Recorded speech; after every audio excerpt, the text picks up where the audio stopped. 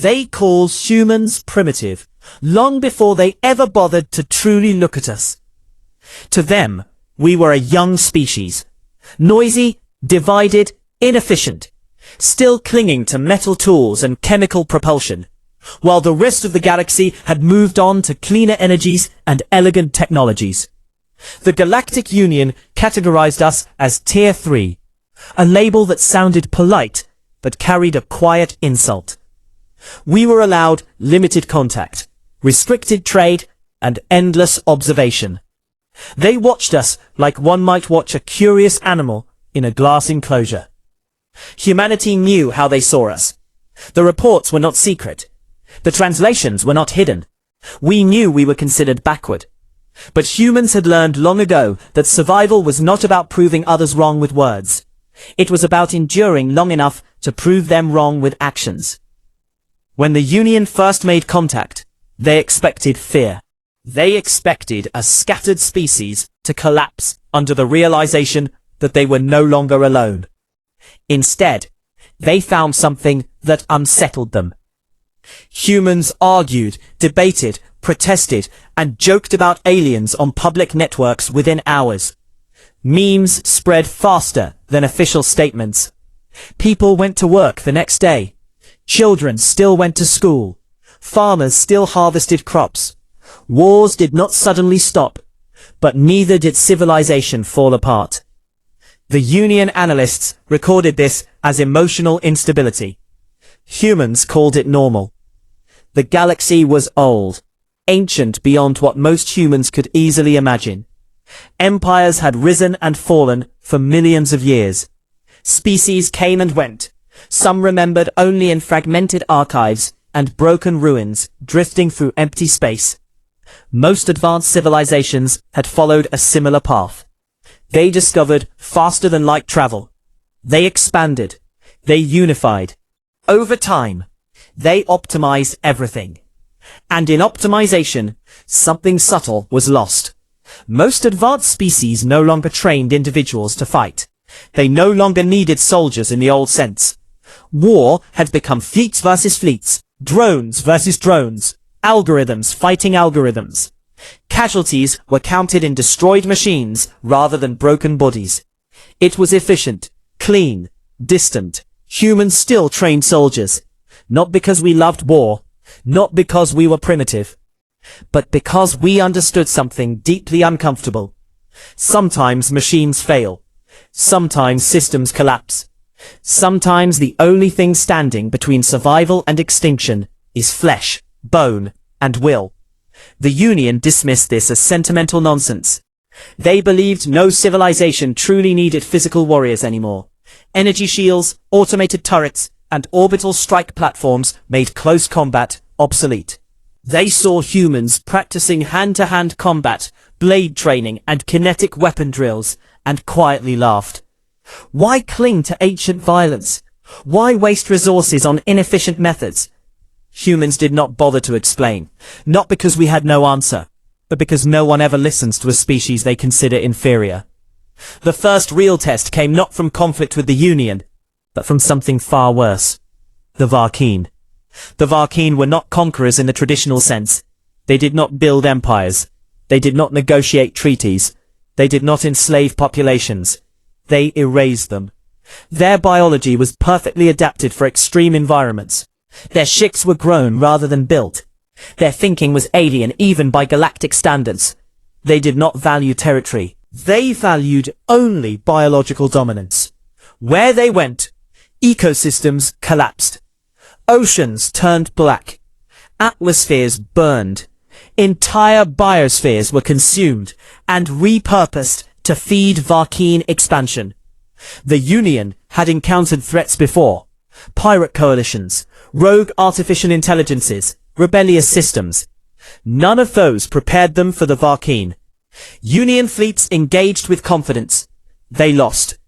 Energy weapons that shredded other enemies barely slowed the Varkeen organic hulls. Targeting systems struggled to track constantly mutating vessels. Automated drones were hacked, infected, or physically torn apart by boarding organisms that moved with terrifying speed. Entire task forces vanished. Union Command responded the only way they knew how. They pulled back. They fortified core systems. They abandoned outer colonies. Billions of lives were written off as strategic losses. Humans watched all of this. We listened to the emergency broadcasts. We saw the images of burning worlds. We heard the carefully neutral language that meant people were dying in numbers too large to emotionally process. The Union did not ask humanity for help. Why would they? We were Tier 3, primitive, insignificant. But humans noticed something in the battle data that Union analysts dismissed. The Varkeen were highly resistant to energy-based attacks, but they were not immune to kinetic force. Damage. Explosive decompression ruptured internal organs. Physical destruction still worked. The problem was that most Union ships no longer carried meaningful kinetic weaponry. It had been centuries since such weapons were considered practical. Humans still used them. Not as primary weapons in space, but we had never fully abandoned the concept. Because humans had learned, through thousands of years of painful experience, that relying on a single type of solution was a good way to die. Human military doctrine had always emphasized redundancy. If radar fails, use visual. If computers fail, use maps. If guns fail, use blades. If everything fails, use fists. This mindset looked backward to the galaxy. To humans, it was simply realism. When the Varkeen reached the edge of human-controlled space, something unexpected happened. Human evacuation fleets moved in, not away, in. They pulled civilians from threatened Union worlds. They escorted refugee convoys through contested space. They deployed medical ships and supply vessels into zones the Union had already claimed. Labeled unsalvageable. Union commanders were confused. Why would humans waste resources saving non-humans? Why would they risk extinction for species that barely respected them? Human leadership gave a simple answer. Because they are people. The Union did not understand that answer. Not fully. But they recorded it anyway. Then came the incident that changed everything. A Union research station near the Krell Expanse was overrun by Varkeen boarding organisms. The station's automated defenses failed within minutes. Security drones were shredded. Bulkheads were breached. Emergency distress signals went out before communication arrays were destroyed. Union command marked the station as lost. No rescue was authorized. The humans received the distress call. It was not meant for them, but they heard it. A human rapid response cruiser was only 2 jumps away. The captain did not request permission. He did not wait for approval. He altered course. The Union observers aboard the human ship protested. They warned that boarding action was suicide. They reminded the captain that humans lacked advanced personal shielding. They explained, patiently and condescendingly, that biological soldiers were obsolete. The captain listened. Then he said something simple. If they're alive, we try. The human cruiser arrived to find the station partially dark, atmosphere venting into space, debris fields drifting slowly. Varkeen vessels clung to the station like parasites. Union observers expected the human ship to fire long-range weapons and retreat when they failed. Instead, the humans did something the observers had not seen in centuries. They docked. They physically connected their ship to an infected station. The Union delegation aboard watched in horror as human soldiers began preparing for close-quarters combat. Not drones, not robots, people, men and women in armored suits, each carrying solid projectile weapons, each wearing magnetic boots. Some carried blades, not ceremonial blades, functional ones. The Union observers demanded an explanation. Why not send drones? The human response was calm. Drones can be hacked. People can't. Why not use energy rifles? Energy dissipates. Bullets don't. Why board at all? Because someone inside might still be alive. Entered the station through a ruptured maintenance corridor. They encountered Varkeen organisms within seconds. Union sensors showed the creatures moving faster than any known species. They tore through bulkheads with biological claws. They spat corrosive compounds. They swarmed. The Union observers expected human casualties immediately. They got something else. Humans moved in coordinated formations. They used suppressive fire.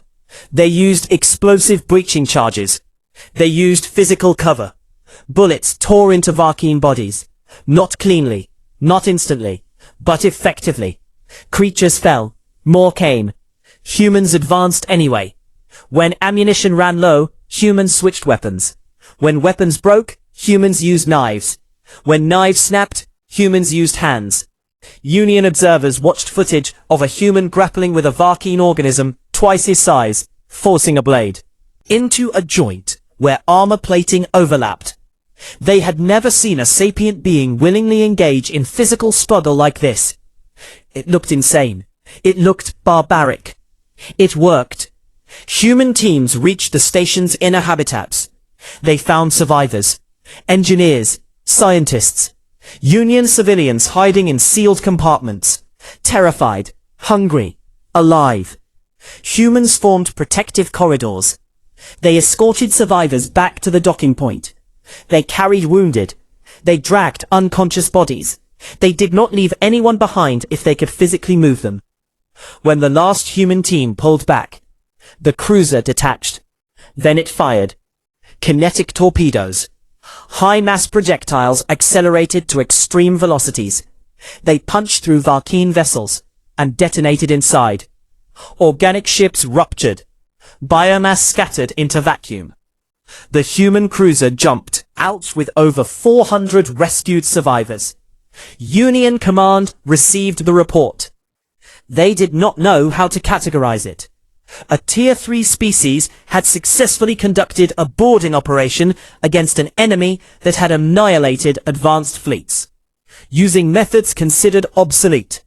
The official explanation was statistical anomaly. Luck. Desperation. Nothing more. Humans did not argue. We rarely do. But we quietly began mobilizing. Not for conquest, not for glory, for survival.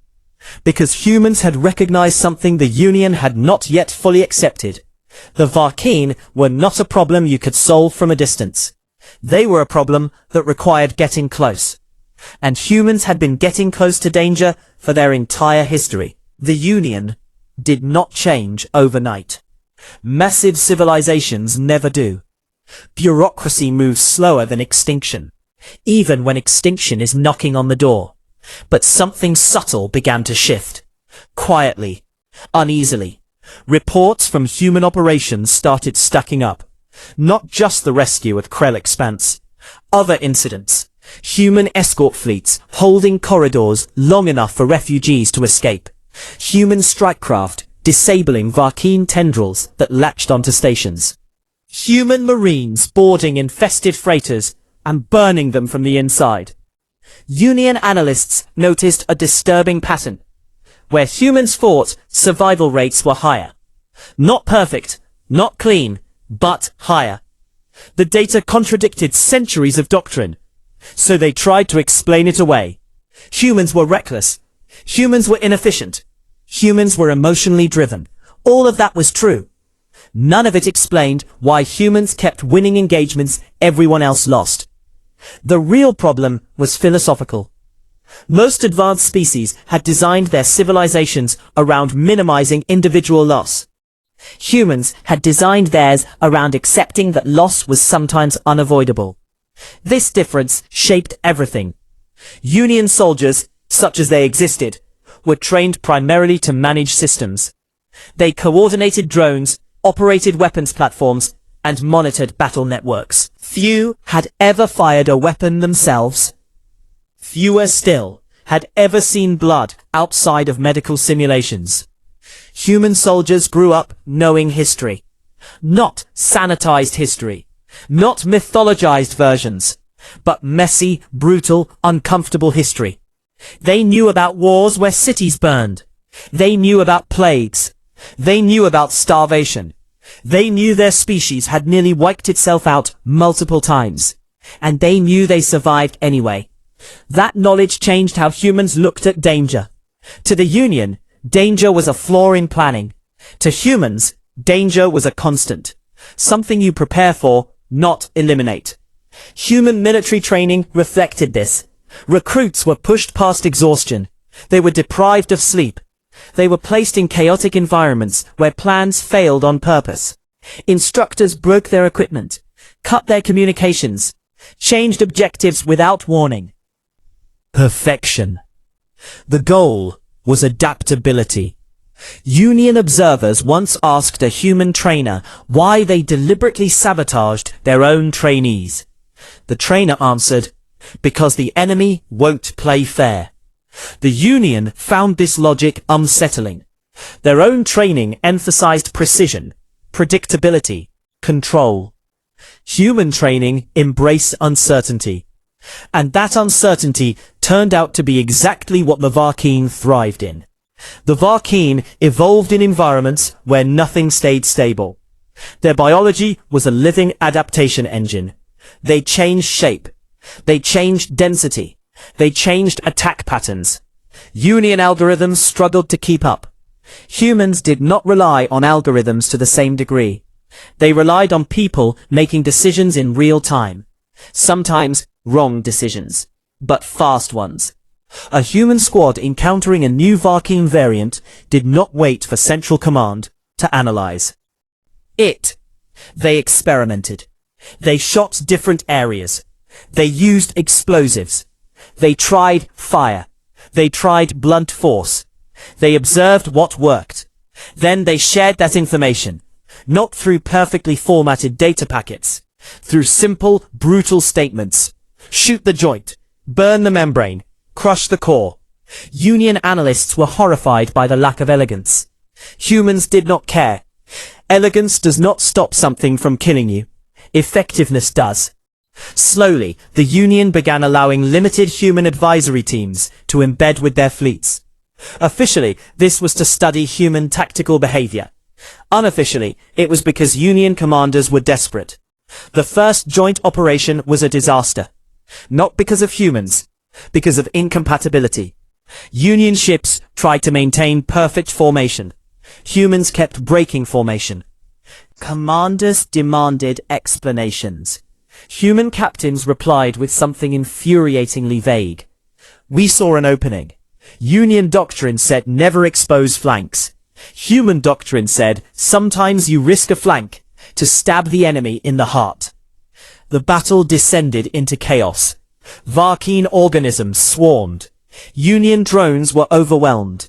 Human marines boarded a Varkeen carrier without waiting for orders.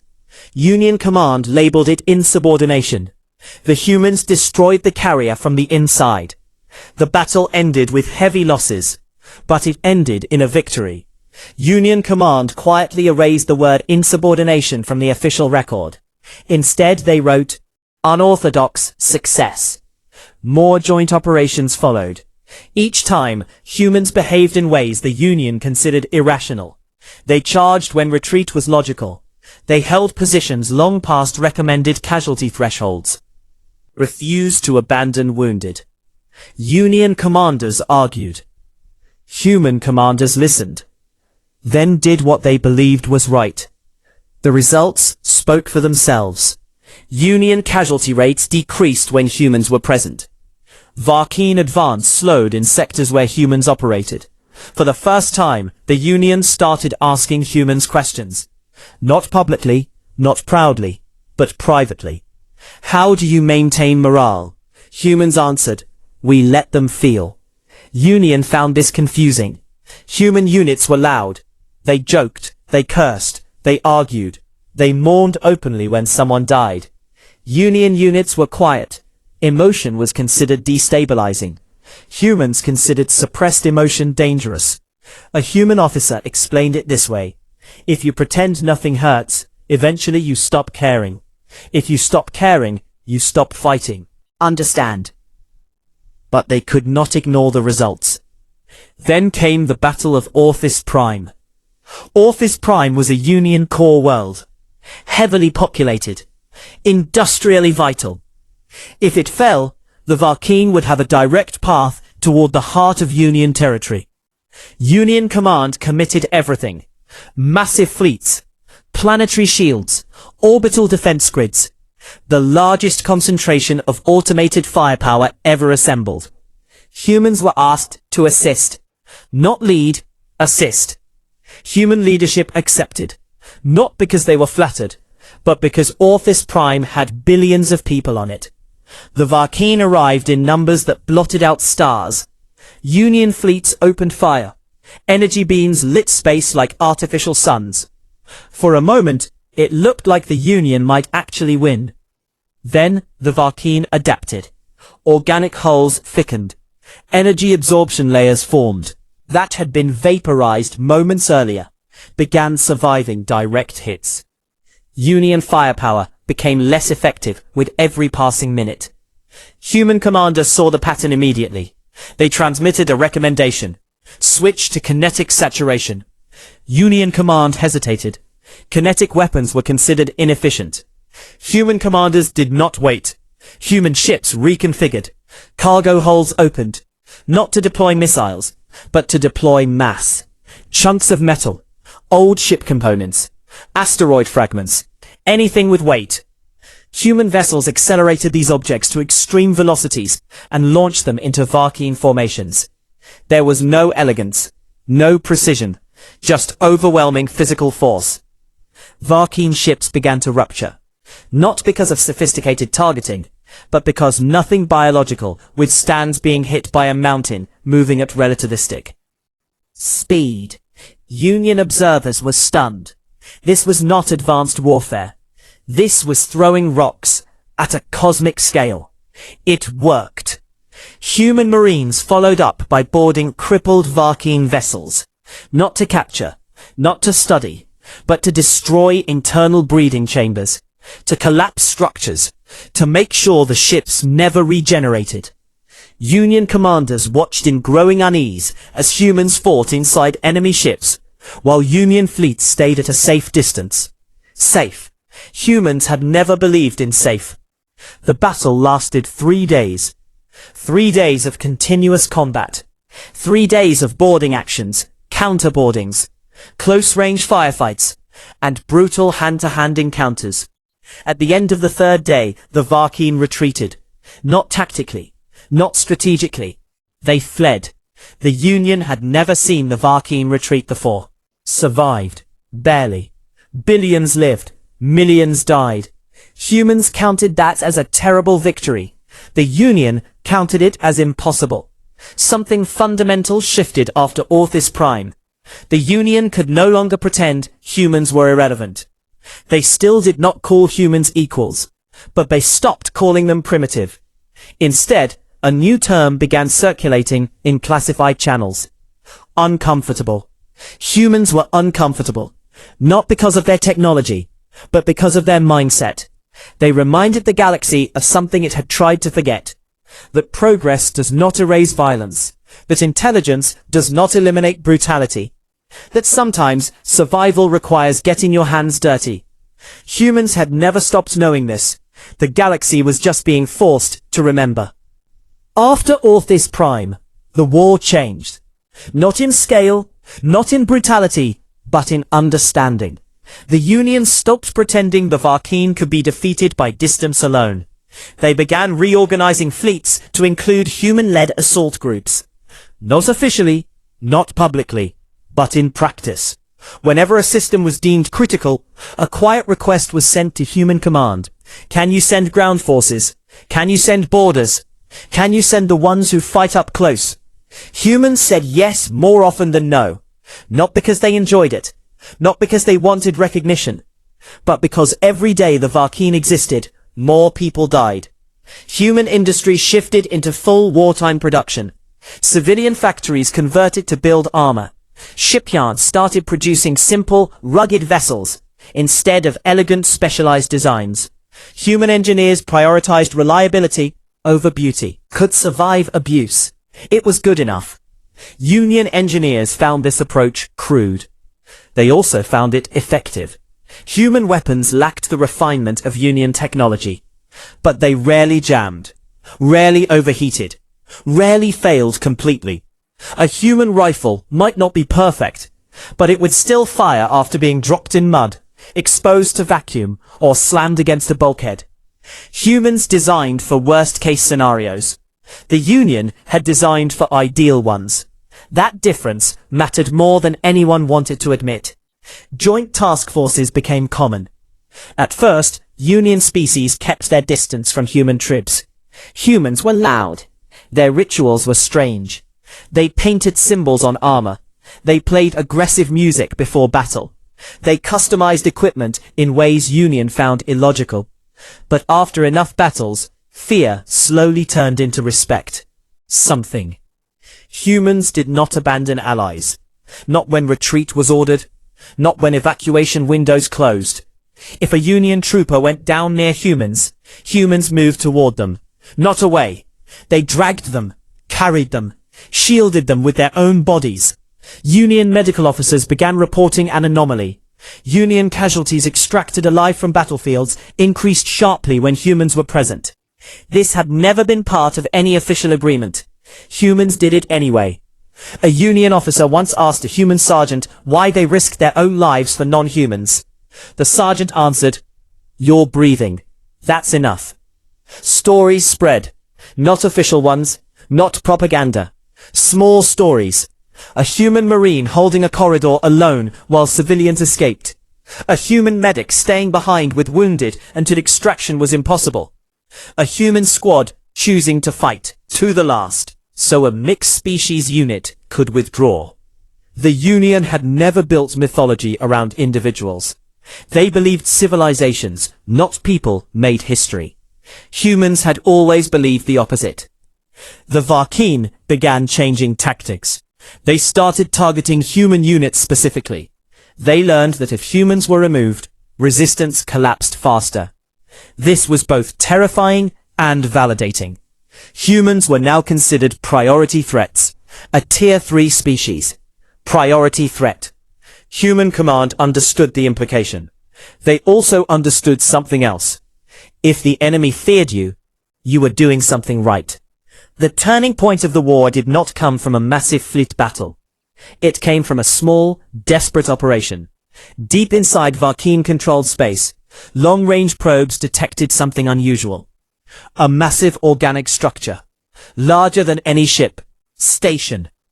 It was alive, and everything in the region seemed to move around it. Humans suspected what Union scientists hesitated to say. It was a breeding nexus. A central organism responsible for producing vast numbers of Vakeen bioforms. Destroy it, and the Vakeen's expansion would slow dramatically. Reaching it was almost impossible. The region was saturated with Vakeen fleets. Automated probes were destroyed within seconds. Long-range bombardment was useless. The organism was buried inside layers of dense organic matter and surrounded by defensive bioconstructs. Union command debated for weeks. Humans proposed a solution, a boarding mission, not with ships, with people. Insert a small team using stealth vessels, penetrate the outer layers, fight inward, plant high-yield kinetic charges, escape if possible. Union response was unanimous, impossible. Human response was simple. Then we'll do it anyway.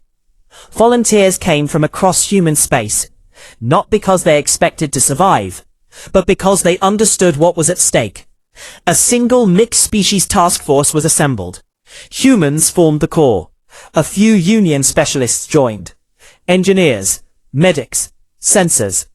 No one pretended this was anything other than a suicide mission. The insertion went wrong almost immediately. Stealth vessels were detected. Several were destroyed. Survivors crash-landed onto the surface of the massive organism. There was no clear path. No maps, just living tunnels. Pulsing walls. Heat. Darkness. The team moved forward. Every step was a fight. Vakeen defenders emerged from walls, from ceilings, from the ground itself. Humans formed the front line. burned. They shot. They cut. They kept moving. Union members watched humans do things they had only seen in archived footage. Humans fighting while wounded. Humans continuing after losing limbs. Humans carrying each other, refusing to stop. The deeper they went, the worse it became. Communication failed. Navigation failed. All that remained was forward. They reached the core chamber. A vast, grotesque space. A colossal organism suspended in biological scaffolding. Pulsing. Breathing. Producing. The team planted charges. They did not have enough for a clean escape. Everyone knew it. Human commander gave the order. Some stay, some run. No one moved. Not at first. Then a few Union members tried to protest. Humans ignored them. Humans began assigning roles. Who would detonate? Who would hold corridors? Who would escort anyone who could still move? It was not dramatic. It was not heroic speeches. It was practical, calm, professional. The charges were armed. Varkeen swarms closed in. Humans formed a perimeter. Union survivors were pushed toward the extraction tunnel. A few made it out. Most did not. The explosion was visible across multiple star systems. The breeding nexus died. The shockwave tore apart surrounding Varkeen fleets. For the first time since the war began, the Varkeen did not advance. They began to fracture. Smaller clusters, disorganized movements. Human analysts predicted what would happen next. The Varkeen would not recover quickly. They required centralized production. Without it, their numbers would dwindle. The war did not end immediately, but it became winnable. Years later, when the Varkeen were finally reduced to scattered remnants, the Union held a formal assembly. For the first time in its history, the Union addressed humanity not as Tier 3, not as developing, not as primitive, but as equal members. The official statement praised human bravery, human resilience, human contribution. Humans listened, politely, then went back to rebuilding, because praise had never been the goal. Survival was. The Union still does not fully understand humans. They probably never will. Humans still argue, still fight among themselves, still make mistakes, still create problems. But the galaxy learned something important. Humans are not special because they are the strongest. They are not special because they are the smartest. They are special because they are willing to step into hell with nothing but their own bodies and say, not today. Called humans primitive. Then they saw what we did without weapons. And they stopped laughing. Years passed after the war, but the echo of it never truly faded. The galaxy rebuilt in layers, metal over scars, treaties over graves, silence over memories that still screamed in the dark. For the Union, victory meant restoration. For humans, victory meant remembering what it cost. Human worlds did not celebrate the end of the Varkeen the way the Union expected. There were no grand parades across Earth or Mars or the outer colonies. No monuments tall enough to be seen from orbit. Humans mourned quietly. Names were read. Stories were told. Empty chairs were left at tables. Then life continued, because that was what humans had always done. The Union invited human representatives to councils now. Real councils, not observation chambers. Humans were given votes, authority, responsibility. Some Union species found this deeply uncomfortable. Humans did not speak like diplomats. They spoke plainly. They questioned assumptions. They refused to hide emotion behind protocol. Union officials once debated whether humans should be guided into more appropriate political behavior. The proposal died quickly after a single human delegate responded. We didn't bleed politely either. That ended the discussion. Human influence began reshaping Union military doctrine. Slowly at first. Painfully. Training programs were revised to include physical combat. Not just simulations, not just theory. Actual drills, actual fatigue, Actual fear. Union soldiers complained. Some quit, others adapted. Those who adapted survived longer. Union engineers started redesigning equipment based on human feedback. Simpler controls, manual overrides, redundant systems. The idea that a soldier might still fight after systems failure was revolutionary. Humans found it obvious. Civilian life changed too. Union species who had never considered evacuation drills now practiced them. Supply chains added redundancy. The galaxy became less efficient. It became harder to kill. And then, inevitably, something new appeared. Not the Varkeen, not a conqueror, not a destroyer. A signal. Faint at first, then undeniable. Anomalous energy patterns beyond known space. Not artificial in the usual sense.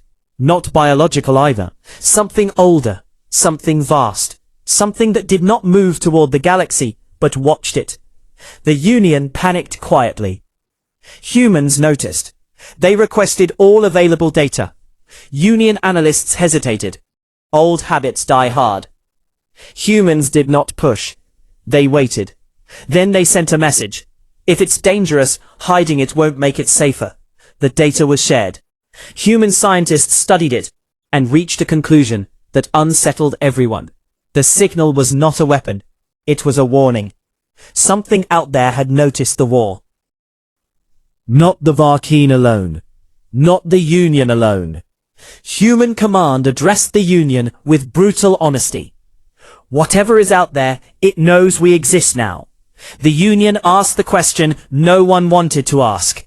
Do you think it's hostile? Human response was immediate. We don't know, but we know how to prepare. Preparations began. Not panic, preparation. Human fleets expanded exploration and defense simultaneously. Union worlds reinforced borders. Mixed species units became standard. Humans insisted on training alongside everyone else, not above them. Trust, humans said, is built in shared risk. Some Union species still feared humans, not because they were violent, but because they were willing. Willing to face the unknown without certainty of victory. One Union philosopher summarized it best. Humans do not ask if something can be survived. They ask, who survives if it is not faced? The signal has not acted yet. It may never. But the galaxy has changed permanently. No longer optimized for perfection. Now optimized for endurance. And at the center of it stands a species once dismissed as primitive. Still flawed. Still dangerous. Still arguing among themselves. But when the darkness moves, when the silence breaks, when something looks at the galaxy and decides to test it, there is no debate anymore about who will step forward first. The galaxy already knows the answer. Humans. Not because they are fearless, but because they are afraid and move anyway. They were called primitive. Then they were called uncomfortable. Now they are called something else entirely. Necessary. And whatever comes next is about to learn why.